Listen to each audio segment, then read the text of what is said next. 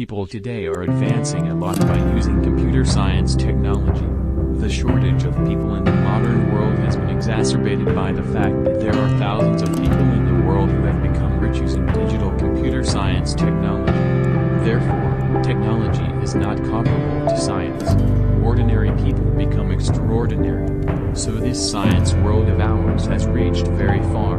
Day by day, many modern things are discovered and spread among people, so many tasks can be completed instantly with a computer.